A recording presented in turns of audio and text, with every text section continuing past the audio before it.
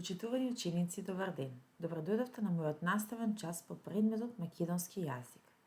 Јас сум наставничката Билјана. Денеска ќе обработуваме наставната содржина, поврзување на илустрации со зборови.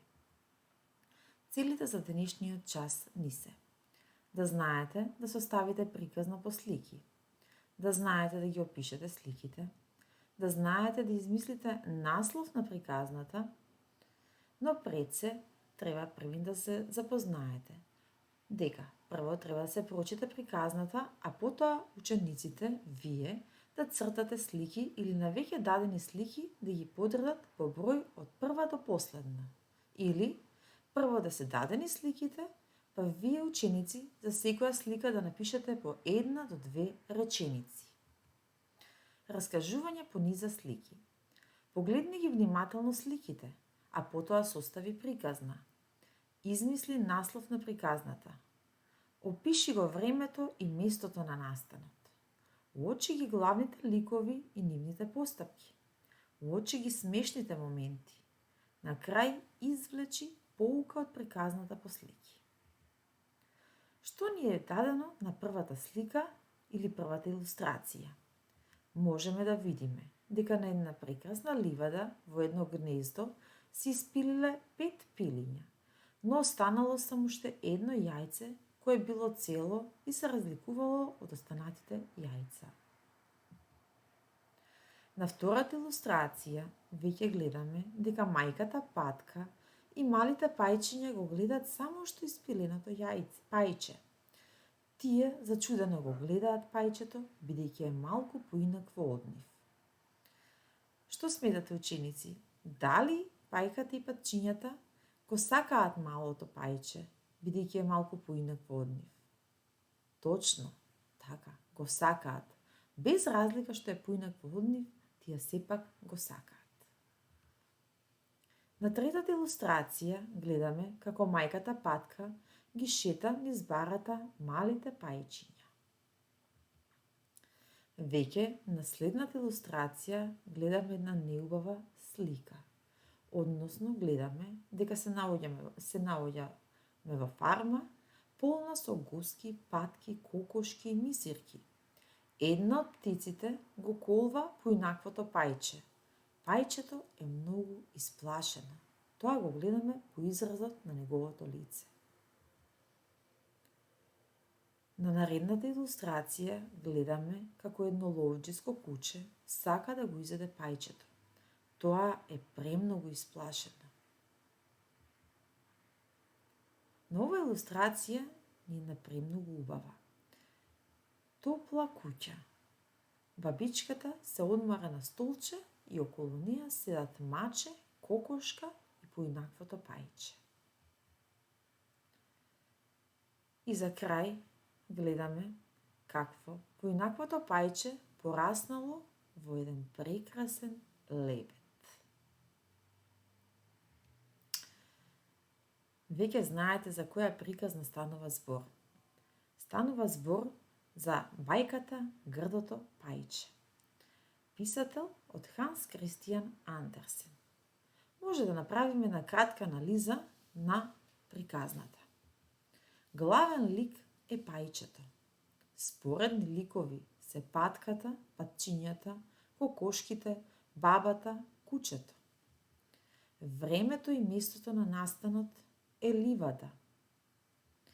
Во паткиното гнездо се извеле патчиња и едно прекрасно пајче која потоа прераснало во еден прекрасен лебед.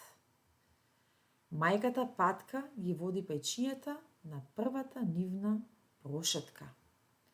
Грдото пајче си отишло од дворот, бидејќи сите го колвале. Во бабината куќа се сретнало со мачето и кокошката. Грдото пајче станало прекрасен лебед. Вид на сказна. Оваа сказна е современа сказна со народен мотив. Современа е сказната бидејќи е исполнета со премногу уметнички слики. Но има народен мотив. Зошто? Бидејќи ликовите немаат имиња. Треба ли некого да оценуваме само според надворешноста? Не, точно дека не треба да оценуваме. Секогаш треба да ги почитуваме луѓето по нивните особини, а не по надворешниот изглед. Оваа сказна всушност е автобиографија на писателот Ханс Кристијан Андерсен. Одиме со наредна сказна, со наредна приказна. Во оваа приказна прве ни е даден текст, а потоа ние ќе ги подредиме сликите. Едно утро мајката го пратила Калин да оди во продавница да купи леп. Калин веднаш ги земал паричките и тргнал во продавница. Кога стигнал во продавница, го купил најтоплиот леп и тргнал наке дома.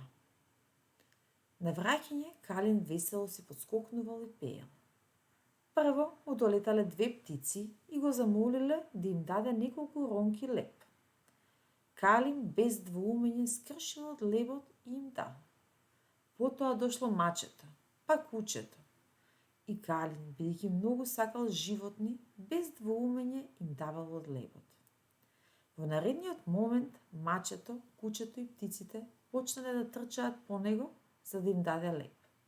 Тој толку се исплашил што почнал да бега наке дома. Кога стигнал пред вратата, тропал за мајка му да му отвори. Таа, кога ја видела целата работа, силно го гушнала и ги избркала животните. Може да ги погледнеме илустрациите. На првата илустрација ни е дадено како Калин носи леп во раката. Потоа весел Калин како им дава ронки леп на птиците. Тој си пеел. Потоа дошло мачето, Калин се уште бил весел. Па дошло кучето, Калин се уште бил весел. Но кога погледнал како сите трчале по него, тој го фрлил лебот, избегал дома и почнал да тропа на вратата. Кога ја покажал на мајката, целиот во плач, мајката се изненадила. Може би им дала јадење, а може би и ги избркала животните. Ќе оставиме за крајот на приказната во некоја друга прилика. Може да погледнеме уште една приказна ученици. Оваа приказна е дадена по слики, но ние треба правилно да ги подредиме сликите. На првата слика го гледаме волкот со бела рака како ја покажува на прозорецот.